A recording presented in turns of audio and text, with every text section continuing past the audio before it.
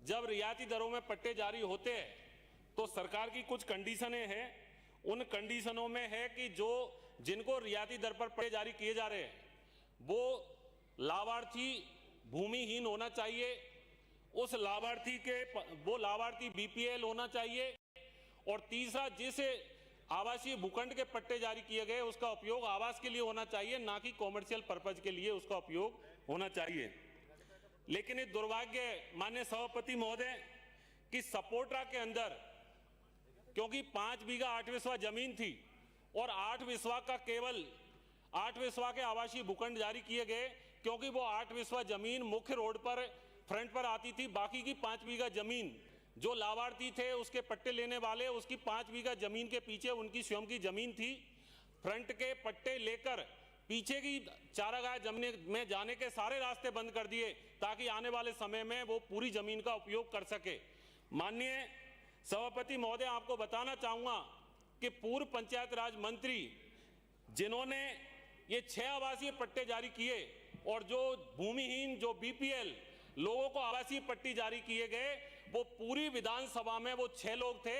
उनमें से एक व्यक्ति जो पूर्व में कांग्रेस पार्टी का जिला प्रमुख करौली रहा है और दूसरा जो जिला प्रमुख रहा है वो पूर्व पंचायती राज मंत्री का सगा भाई था जिसको ये आवासीय पट्टे जारी किए गए। दूसरा व्यक्ति जो पीडब्ल्यूडी में 1 क्लास का कॉन्ट्रैक्टर है वो भी पूर्व मंत्री का सगा भाई था, और तीसरा व्यक्ति जो पीएचडी में संविदा कर्मी था वो भी उनका सगा भाई था। इस तरह 6 गरीब दीनहीन बीपीएल 6 भाइयों को उस आवासीय भूखंड के पट्टे जारी कर दिए गए। ये इनकी जो पूर्व पंचायत राज मंत्री था उनके भ्रष्टाचार के कारनामे है। मैं माननीय पंचायत राज मंत्री जी का धन्यवाद देना चाहूंगा कि इन्होंने इस पूरे विषय को संज्ञान में लेते हुए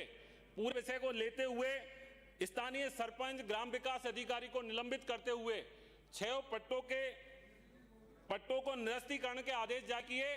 साथ में ही एफआईआर एसीबी में एफआईआर दर्ज करवाकर उनके खिलाफ कार्रवाई करने के आदेश जारी हुए, जिसकी 74/25 एफआईआर दर्ज हुई है।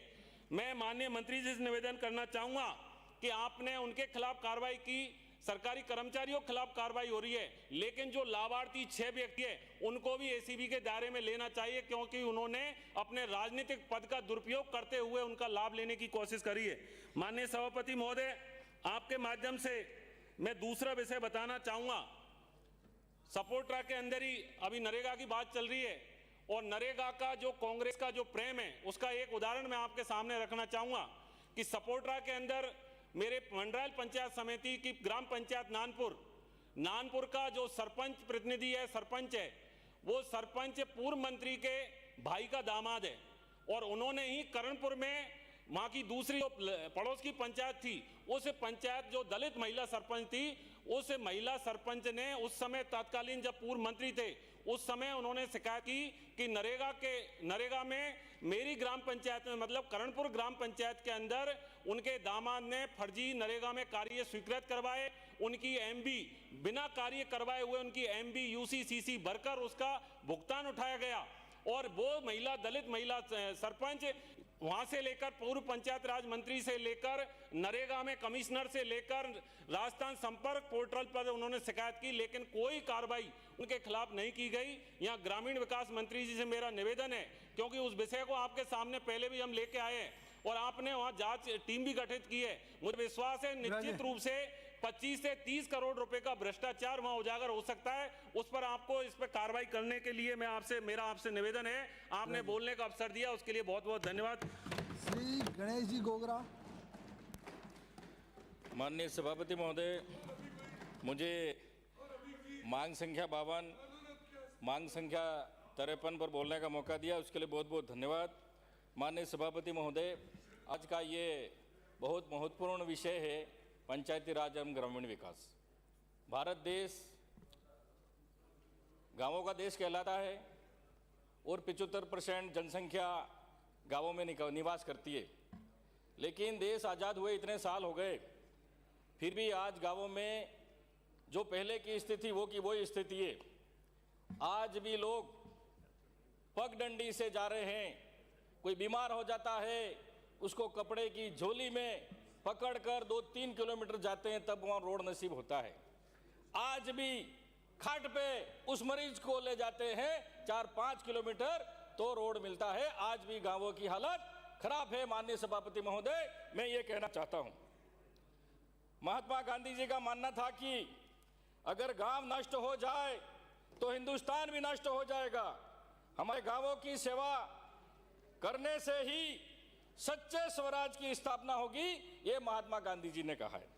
माननीय सभापति महोदय, 2 अक्टूबर 1959 को राजस्थान के नागौर जिले में तत्कालीन प्रधानमंत्री जवाहरलाल नेहरू जी ने देश की पहली त्रिस्तरीय पंचायत का उद्घाटन किया। पंचायती राज व्यवस्था स्थानीय स्वशासन के अंतर्गत आती है। स्थानीय स्वशासन में निचले स्तर पर लोगों को भागीदारी बनाकर लोकतांत्रिक विकेंद्रीकरण को सुनिश्चित किया जाता है तथा लोगों को अपनी समस्याएं स्वयं हल करने के लिए सक्षम बनाया जाता है। इसलिए ये पंचायती राज की स्थापना की थी। माननीय सभापति महोदय, टीएसपी क्षेत्र में 75% से अधिक जनजाति लोग रहते हैं। उनका आजीविका का आधार खाली मजदूरी है और वो भी एकमात्र है नरेगा। इसके अलावा कोई उद्योग धंधे नहीं है, कोई फैक्ट्री नहीं है। डूंगरपुर जिले में कई लोग नरेगा बंद होने से पलायन कर रहे हैं अहमदाबाद, सूरत, महाराष्ट्र, यूपी में।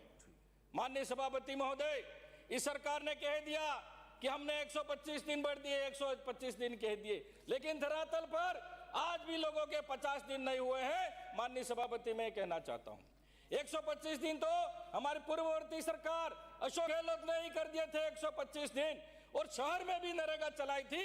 लेकिन जब से डबल इंजन की सरकार आई है, नरेगा को बिल्कुल ठप कर दिया है। माननीय सभापति महोदय, ये कहना चाहता हूं, पहले एक साइड पे सेंसन निकलती थी 15 लाख की, 10 लाख की, और अभी जो स्वीकृति निकाल रहे हैं खाली 4 लाख की। तो 4 लाख की स्वीकृति निकाल रहे हैं तो 2 पखवाड़े में वो तो काम पूरा हो गया।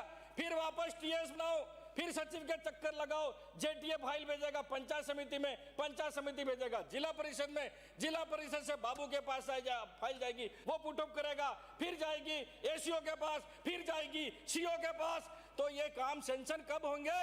इतने तो साल ही पूरा 6-6 महीने हो जाएंगे, तब तक ये फाइल आगे नहीं बढ़ रही है। माननीय सभापति महोदय, और नरेगा में टीएसपी एरिया में वहां के लोगों की मांग है 300 दिन किए जाएं।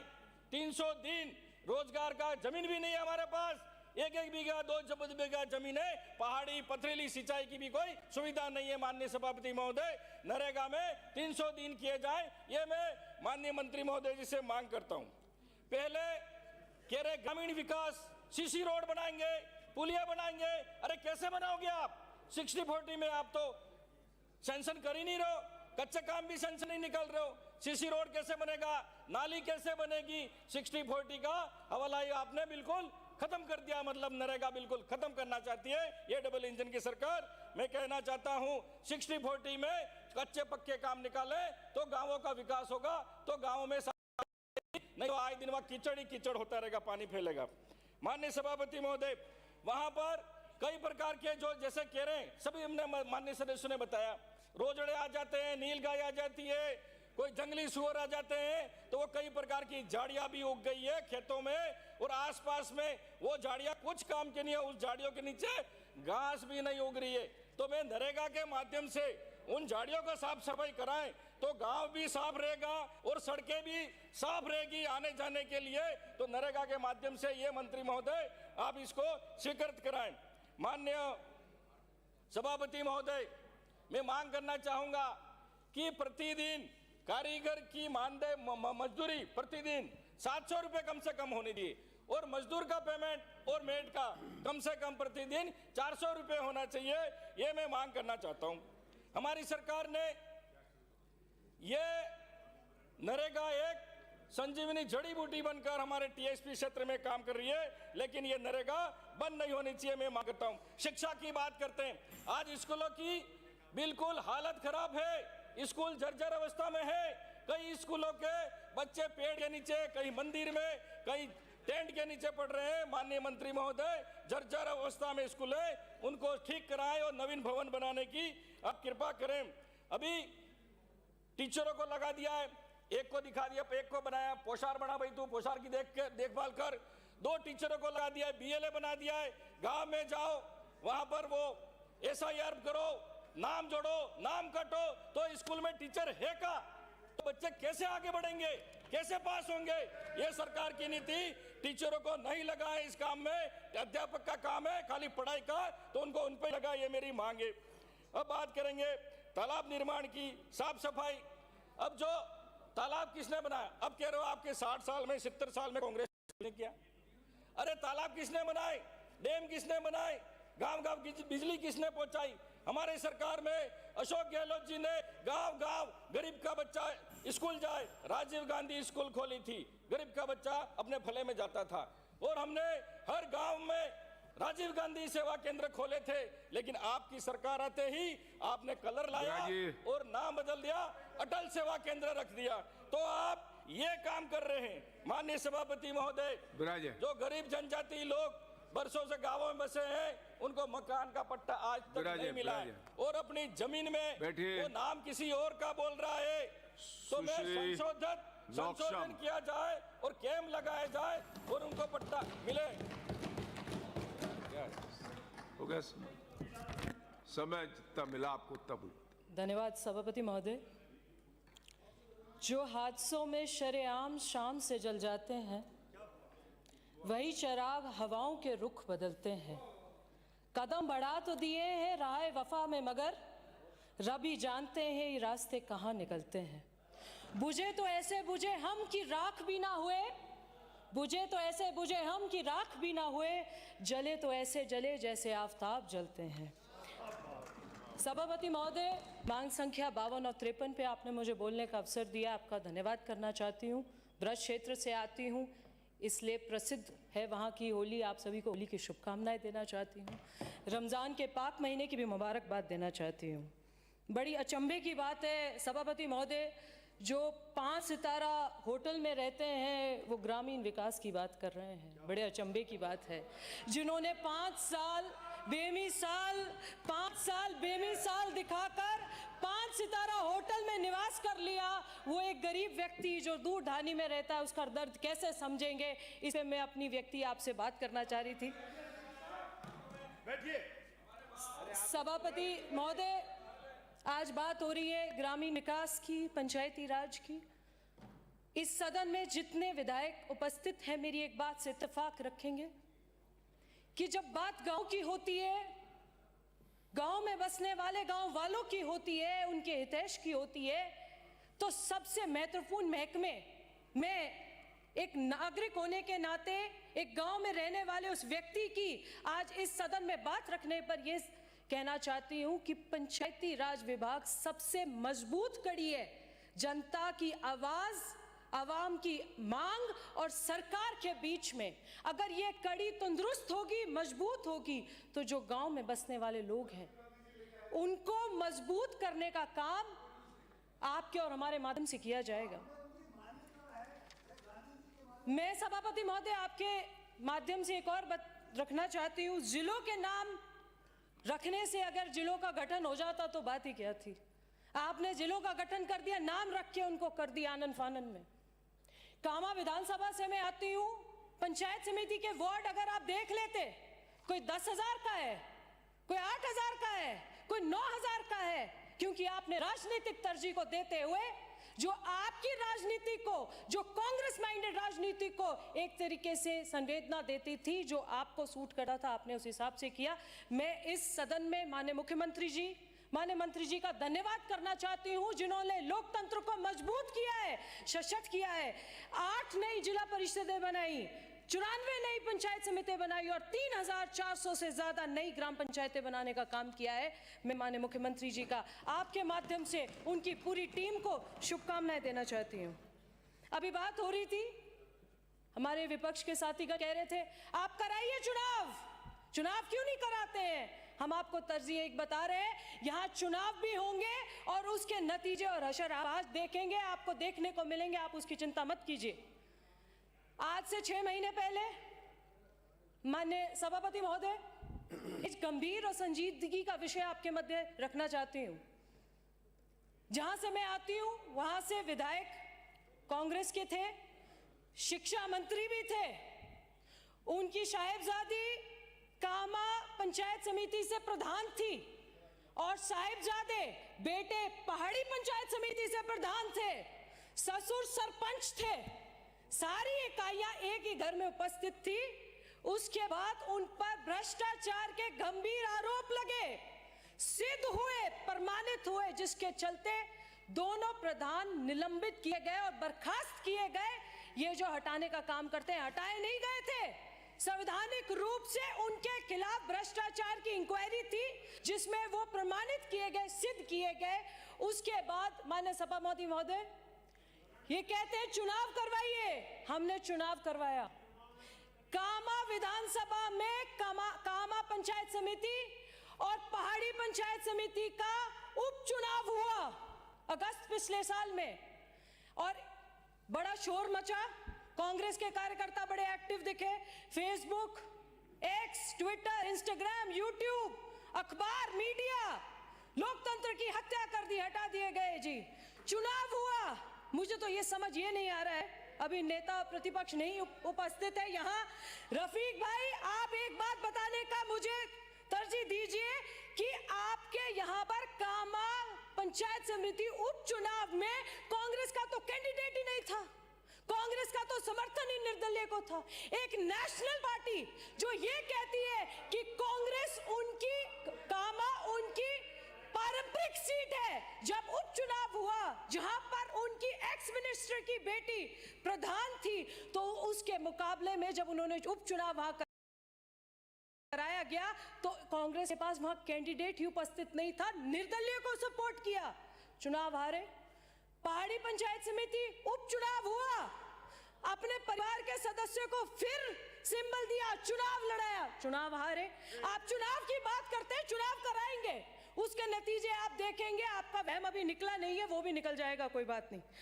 माननीय सभापति महोदय, आपके माध्यम से एक बात और रखना चाहती हूं। प्रधानमंत्री आवास योजना ग्रामीण एक बड़ी महत्वपूर्ण योजना है। 2019-20 में प्रधानमंत्री ग्राम आवास योजना में एक बड़ा घोटाला उजागर हुआ था। कामा ब्लॉक के लिए 2300 से ज्यादा आवास स्वीकृत किए गए थे, जिनके बजट भी आवंटन कर दिया गया था। पर उस वक्त केंद्र में हमारे रंजीता कोली जी सांसद ने एक मुद्दा उठाया था, जिसके बाद ये उजागर हुआ कि गलत जियो टैगिंग करके बिना आशियाने बनाए वो भुगतान कर दिया गया, जिसकी तरजीह पर 1000 से ज्यादा आवास ये उनके लिए जिनके मकान जर्जर हैं, जो कच्चे बस्तियों में रहते हैं, उन ग्रामीणों के लिए बनाया गया था, जिसमें इतना बड़ा घोटाला हुआ, जिसके बाद आज तक ये हालत है। माननीय सभापति महोदय, मैं आपसे निवेदन करना चाहती हूं, क्योंकि वो जांच चल रही है, आज भी वहां पर प्रधानमंत्री आवास योजना में कुल 3 आवास स्वीकृत किए गए हैं। मैं आपसे निवेदन करना चाहती हूं, इसको आप गंभीरता से लें। यहां पर हमारे किसान नेता माननीय किरोड़ी लाल जी उपस्थित हैं, किसानों के दिल में बसते हैं।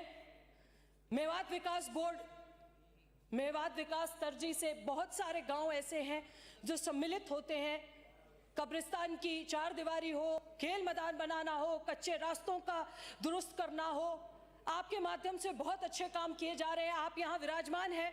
मैं आपसे ये भी निवेदन करना चाहती हूँ, उसी तर्ज पर ब्रज विकास बोर्ड का गठन होना चाहिए, ताकि जो ब्रज क्षेत्र में हमारे ग्राम आ रहे हैं उनका भी विकास उसी तर्ज पे किया जाए। मैं आपके माध्यम से ये भी कहना चाहती हूँ, और मैं आपके माध्यम से दो बातें और रखना चाहती हूँ।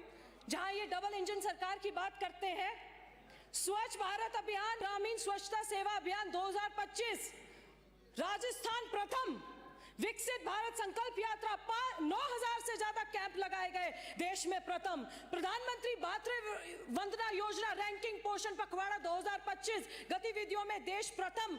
और ये एक ऐसा, माने सभापति महोदय, आपसे एक और निवेदन करना चाह रही हूं कि ये ग्रामीण विकास तभी सशक्त हो सकता है जब हम उन दूर बस्ती में, उन ढानियों में बसने वाले ग्रामीणों के हृदय को, उनकी मांग को जायज़ तरीके से समझेंगे और उन्हें निरंतर पूरा करने की कोशिश करेंगे। मैं सभापति महोदय एक बात और रखना चाह रही हूँ, क्योंकि अटल पथ केंद्र की बात हुई, अटल केंद्र बन रहे हैं, अटल पथ बन रहे हैं। मैं माननीय मंत्री जी आपको बहुत बहुत धन्यवाद देना चाहती हूँ कि आपके माध्यम से इस वर्ष 250 से ज़्यादा अटल प्रगति पथों, जिनकी 500 करोड़ से ज़्यादा लागत है, उनका निर्माण कराया जाएगा। ये कंक्रीट सीमेंटेड रोड ही नहीं है, ये ग्रामीण लोगों को शहर तक जाने का रास्ता प्रदान करने का एक बहुत बड़ा साधन है। मैं आपके माध्यम से उसके लिए भी आपका धन्यवाद करना चाहती हूँ। हमारे सामने हमारे अजीज़ा रीटा जी विराजमान है। रीटा जी, दो चंद पंक्तियां आपके लिए मैं यहाँ पे रखना चाहती हूँ। कभी शहरों से गुजरेंगे, कभी सहरा भी देखेंगे, हम इस दुनिया में आए हैं तो ये मेला भी देखेंगे। हमारी मुफलसी हमको इजाजत तो नहीं देती, मगर हम तेरी खातिर कोई शहजादा भी देखेंगे। तेरे अश्कों को तेरे शहर में कीमत नहीं, मेरे अश्कों को तेरे शहर में कीमत नहीं, तड़प जाएंगे घर वाले जो एक कतरा भी देखेंगे। मेरे वापस ना आने पर बहुत से लोग खुश होंगे, मगर कुछ लोग मेरे उम्र भर रास्ता भी देखेंगे। आपने मुझे मांग संख्या पे बात रखने का अवसर दिया, आपका धन्यवाद करना चाहती हूँ। हो गया, इसका है, आप बोलो, जब बोले ना बिराजो, अरे बिराजो, बिराइए। श्री नाना लाल रिमाना, श्री नाना लाल निमाना। माननीय सभापति महोदय, मांग संख्या 52, मांग संख्या 53 पंचायती राज एवं ग्रामीण विकास पर बोलने का मौका दिया, इसके लिए आप सबको धन्यवाद देना चाहूँगा। सभापति जी, आज हमारे पंचायती राज विभाग, ग्रामीण विकास विभाग के बारे में चर्चा हो रही है सदन में, पवित्र सदन में। मैं कहना चाहूँगा कि गरीब के बारे में, दलित के बारे में, ओबीसी के बारे में सब तरह के व्यक्ति भाषण देते हैं, लेकिन आज तक मैं सोचता हूँ, इसी सदन में मुझे 1998-2003 सम्मान्य अशोक गहलोत जी की सरकार में आने का मौका मिला। जैसे विधानसभा में आके शपथ ली, इसके बाद ही पहला सत्र चला, और चलने के बाद हमारे क्षेत्र प्रदेश में और खास करके उदयपुर संभाग में, बांसवाड़ा जिला, डूंगरपुर, प्रतापगढ़ जिले में अकाल बरसात कम होने की वजह से जनता के खाने के फाफे पड़ गए। जब माननीय मुख्यमंत्री अशोक गहलोत जी ने विधायक दल की मीटिंग लेकर के हमें निवेदन किया कि तुम गांव में जाके, ग्रामीण क्षेत्र में जा करके क्षेत्र की जनता को, गरीब जनता को ये निवेदन कर दो, किसी भी व्यक्ति को, ग्रामीण क्षेत्र के व्यक्ति को भूख से नहीं मरने दिया जाएगा। तो वास्तव में उन्होंने 15 अगस्त का झंडा फहराने के बाद 16 अगस्त को अकाल राहत कार्य खोल दिया, और खोलने के बाद मस्टोल में नाम लिखा मजदूर का, और उसके बाद उन्होंने उस मजदूर के घर पे 50 किलो गेहूं पहुंचा दिया। और जो मजदूर पे आते थे उनके लिए पहुंचा दिया। इसके बाद जो गांव में बसे गरीब व्यक्तियों के लिए मेंबर को गेहूं उसके घर पे दिए। पंचायत में 25 बोरी गेहूं दिए। ये हमारे अशोक गहलोत सरकार की ग्रामीण क्षेत्र के बारे में चिंता की और किसी को भूख से नहीं मरने दिया। मैं आगे बात नहीं करना चाहूंगा। इसके बाद हमारे सोनिया गांधी जी और देश के पूर्व प्रधानमंत्री मनमोहन सिंह के नेतृत्व में नरेगा का जो अधिकार, एक विधेयक पास करके संविधान में अधिकार दिया, और जिस हालत में नरेगा हमारे क्षेत्र में उदयपुर संभाग में पूरे प्रदेश में चली, और बांसवाड़ा जिले में मैं कहना चाहूँगा कि एक महीने के अंदर 3 लाख रोजगार गारंटी के माध्यम से हमारे गरीब व्यक्ति उस काम पर लगते थे और अपना जीवन यापन करते थे।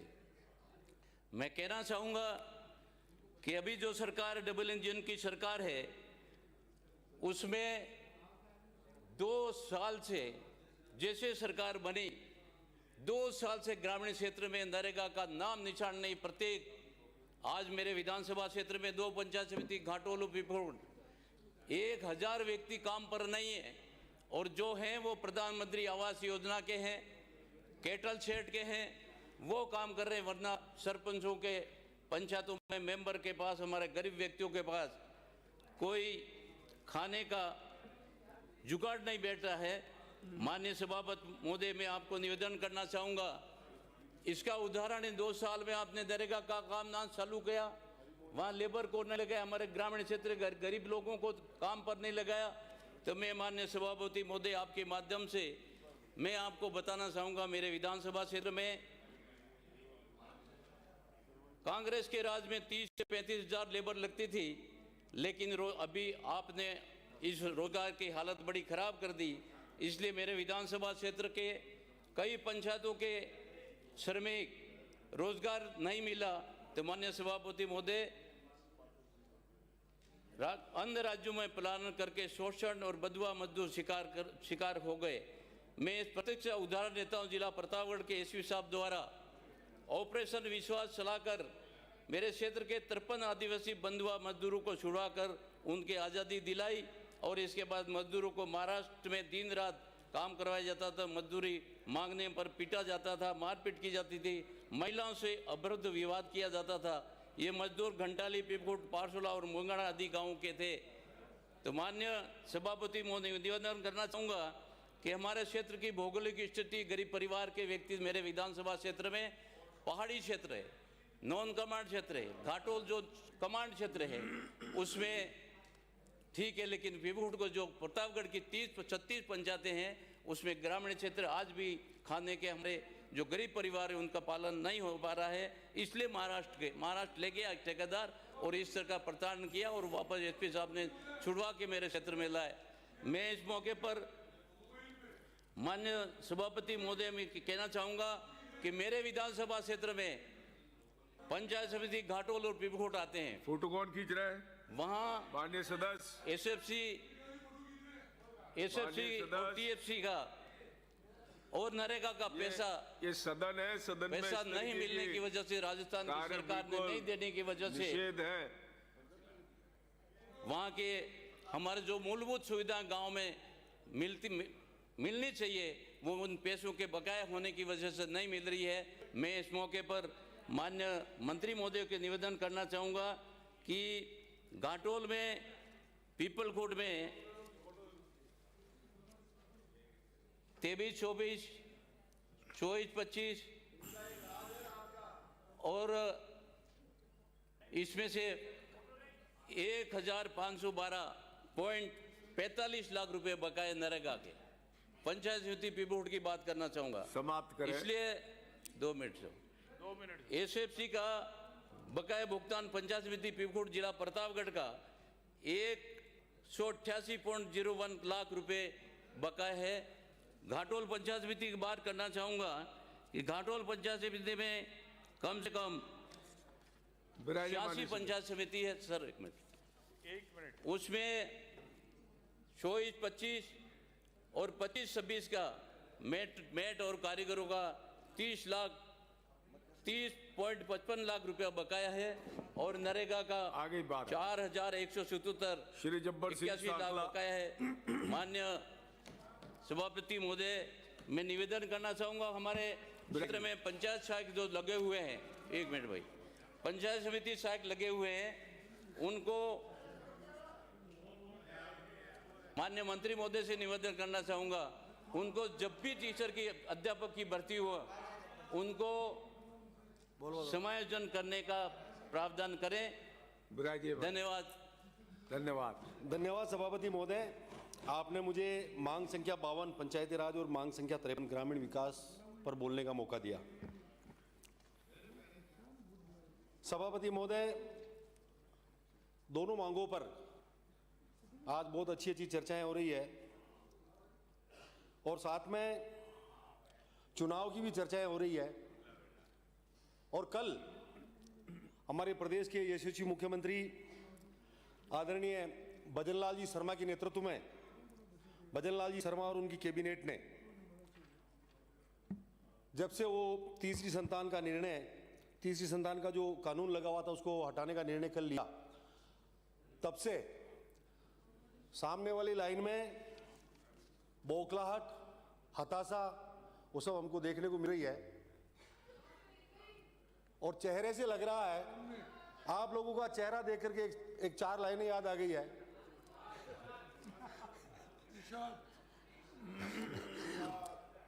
आप लोगों की बौखलाहट और आप लोगों के चेहरे, वास्तव में आपको बहुत बड़ी घबराहट है चुनाव से, और उस चुनाव के लिए 4 लाइनें आदरणीय नेता प्रतिपक्ष, उखड़े उखड़े से मेरे सरकार नजर आते हैं, उखड़े उखड़े से मेरे सरकार नजर आते हैं, और अब तो मुझे इस घर की बर्बादी के आसार नजर आते हैं कल के निर्णय से। आदरणीय सभापति महोदय, आदरणीय सभापति महोदय, मैं हमारे यशस्वी मुख्यमंत्री आदरणीय भजनलाल जी शर्मा का, पंचायती राज मंत्री आदरणीय मदन लाल जी का आभार व्यक्त करना चाहूंगा कि इन्होंने पंचायत राज पुनर्गठन में मेरी विधानसभा में 24 नवीन ग्राम पंचायतें बनाई और शंभूगढ़ को नवीन पंचायत समिति बना करके जो मेरे आसीन विधानसभा क्षेत्रवासियों को सौगात दी है, इसके लिए मेरी विधानसभा के सभी क्षेत्रवासी आपके आभारी रहेंगे। मेरा एक छोटा सा निवेदन है माननीय मंत्री महोदय, मेरे वहाँ पंचायत राज पुनर्गठन में 24 नवीन पंचायतें बनी, उसमें एक पंचायत है धोली जेतपुरा पंचायत एक है माननीय सभापति महोदय, और हमने प्रस्ताव जो दिए थे बनवा करके, जिला कलेक्टर महोदय के वहाँ से भी अलग अलग प्रस्ताव आए हैं, धोली का प्रस्ताव अलग है और जेतपुरा का अलग है। लेकिन यहाँ हो सकता है कोई मिसअंडरस्टैंडिंग हो गई हो या कोई त्रुटि रह गई हो, उस त्रुटि से धोली जेतपुरा कंबाइंड नाम देकर के एक पंचायत बनाई गई है, जिसमें दोनों गांव आमने सामने है, वहाँ आंदोलन भी हो रहा है। मेरा निवेदन है, जब प्रस्ताव अलग अलग आए हुए हैं, धोली को यथावत ग्राम पंचायत रखते हुए हमने फिर से प्रस्ताव बना करके दिया है। मेरे और जेतपुरा बहुत पुराना गांव है और मैं बड़े सम्मान के साथ नाम लेना चाहूँगा कि जो हमारे गार्जियन की भूमिका निभाते हैं, हमारे भारतीय जनता पार्टी के बहुत ही वरिष्ठ नेता आदरणीय औकार सिंह जी लखावत का ननिहाल भी है जेतपुरा को आप उसका प्रस्ताव हम लोगों ने अलग से बना करके दिया हुआ है। उस त्रुटि ये हुआ है, उस त्रुटि को सुधारते हुए जेतपुरा को आप नवीन ग्राम पंचायत बनाकर वहाँ के लोगों को आप राहत प्रदान करेंगे, ऐसी मुझे आदरणीय भजनलाल शर्मा से और आदरणीय मंत्री महोदय से पूरी आशा रहेगी। आदरणीय सभापति महोदय, ग्रामीण विकास में और पंचायती राज में जो सरपंच का चुनाव लड़ते हैं और सीआर और डीआर का चुनाव लड़ते हैं, सरपंच लोग पूरी ग्राम पंचायत को देखते हैं, एक लाभ का पद उसको माना जाता है। लेकिन जिला परिषद सदस्य और पंचायत समिति सदस्य, जिनको हम डीआर सीआर बोलते हैं, वो राष्ट्रीय पार्टियों के सिंबल पर चुनाव लड़ते हैं, चाहे कांग्रेस पार्टी हो, चाहे भारतीय जनता पार्टी हो, चाहे तीसरी पार्टी हो, राष्ट्रीय पार्टियों के चिन्ह पर वो लोग चुनाव लड़ते हैं और उनको केवल मीटिंगों में जाने का भत्ता दिया जाता है और चाय और कचौरी नाश्ता करा करके इतीसरी की जाती है। मेरा निवेदन है मुख्यमंत्री जी से, आप बहुत ही संवेदनशील मुख्यमंत्री हैं। जब से आपने इस प्रदेश की कमान संभाली है तब से लोगों को आपसे अपेक्षा है और आशा भी है। मैं चाहूंगा कि जो हमारे डीआर और सीआर जो चुनाव लड़ते हैं, डीआर का मानदेय तय हो, कम से कम उनको 15,000 रुपये प्रति माह उनका मानदेय हो, और जो सीआर है पंचायत समिति सदस्य उनका 10,000 रुपये मानदेय हो। और जिस तरीके से विधायकों को अनुशंसा करके पैसा दिया जाता है और विधायक अपनी अनुशंसा से काम कराते हैं विकास कार्य, उसी तरह को भी एक पावर हो, एक फंड तय हो जिसमें जिला परिषद से डीआर अपने अनुशंसा पत्र से उसके एरिया में वो विकास के कार्य कराए, एक फंड तय हो। और पंचायत समिति सदस्य जो हमारा सीआर होता है उसके लिए भी छोटा मोटा फंड तय हो, जो सालाना जो पंचायत समिति के फंड से वो अपनी अनुशंसा लिख करके अपने एरिया में कुछ विकास के काम कराए। ये दो मांगे हैं माननीय मंत्री जी से। मेरा निवेदन आप इस पर गौर करेंगे।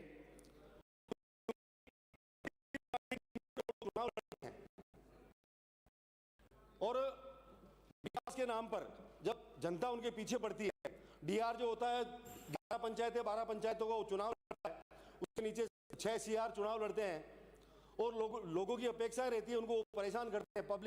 वो पब्लिक में जाते हैं तो लोग उनसे अपेक्षाएं करते हैं कि आप हमारे बनवानी है, कोई छोटा मोटा काम हो, इसके लिए इनका एक फंड तय हो जो डीआर और सीआर को भी मिले, ऐसी मैं आपके माध्यम से मांग करना चाहूंगा।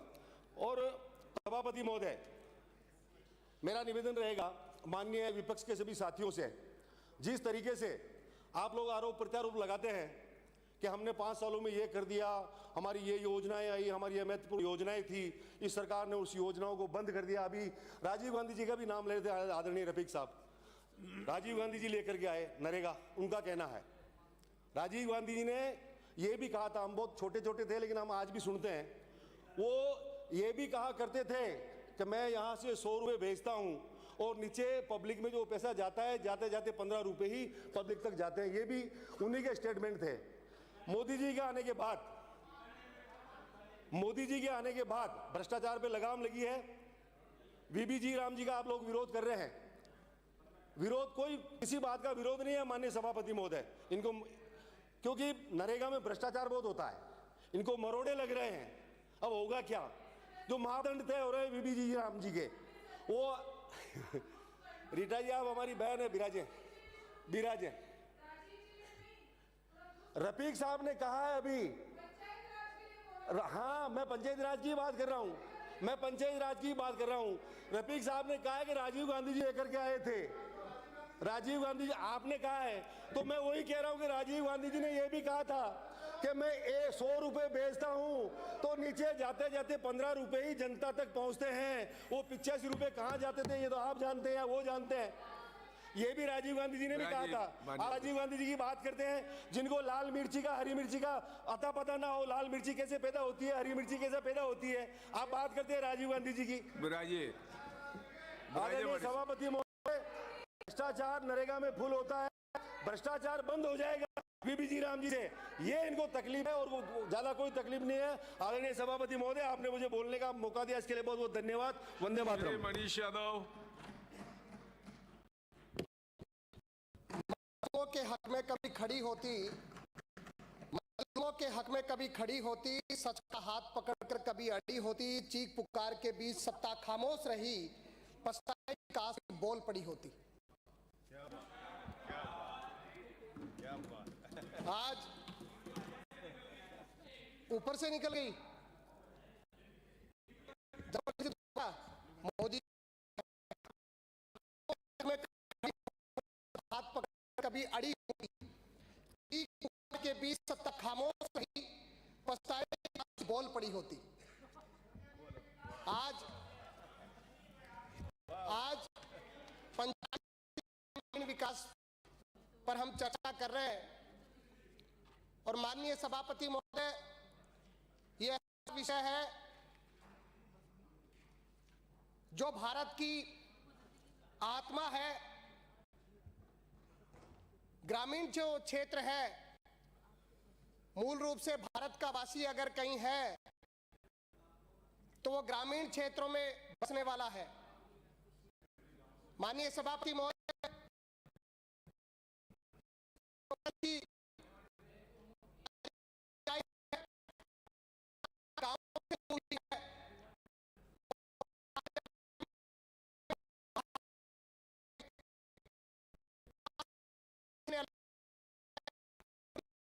व्यक्ति को मुक्त और सशक्त करने आप योगदान के बाद जब हुई ग्राम स्वराज की स्थापना हो, कैसे हमारा गांव मजबूत, और महात्मा गांधी जी ने जो बात कही थी कि भारत की आत्मा बस्ती, नेहरू जी उस बात को आगे लेकर के गए। का जो गठन किया, जो नींव रखी, सौभाग्य की बात है वो राजस्थान से रखी गई। पंचायती राज और ग्रामीण विकास उस समय से धीरे धीरे बढ़ता हुआ। दुर्भाग्य की बात है कि राजस्थान की सरकार पंचायती राज और ग्रामीण विकास जैसे महत्वपूर्ण महकमा जो एक होता है उसको भी अलग अलग करके अलग अलग मंत्रियों को देने का